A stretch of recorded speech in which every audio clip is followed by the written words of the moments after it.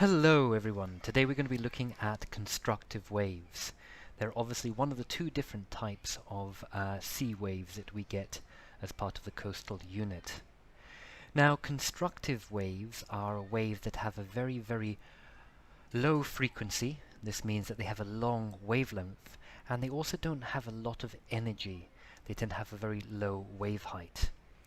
So when these waves crash onto a beach, they have a very large swash. What that means is that lots of sediment is pushed up or rolled up the beach.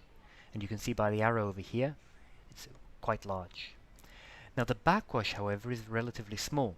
This means that they tend to build beaches, especially beaches, that are constructed by sand or from sand and have very small particles. So when you're drawing this diagram, make sure that you create a long beach length. It's a gradual slope and the waves are long and also not particularly high.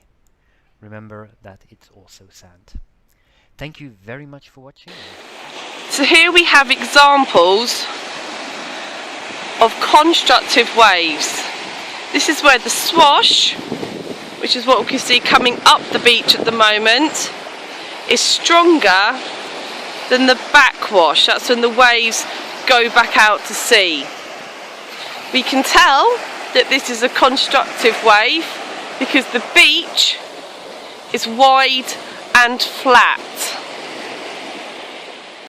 Hello everyone. Now we're going to be looking at destructive waves today. Again, these are one of the two different types of sea waves that we get form in the unit of coasts.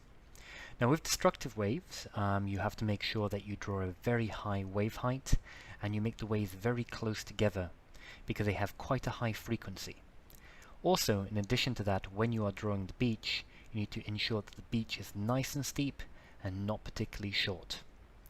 Now, as I mentioned before, the waves have quite a high frequency. This means that all of the waves are very close to each other and lots of waves will hit the coast at any point in time. The wave height is also very high, so that means that they have a lot of energy. Because they have a lot of energy, that means that the swash is relatively small. That's the amount of energy pushing up the beach.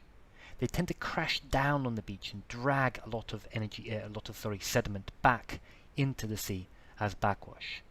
So remember, the beaches are made from shingle, pebbles, they're steep, and they are also very narrow.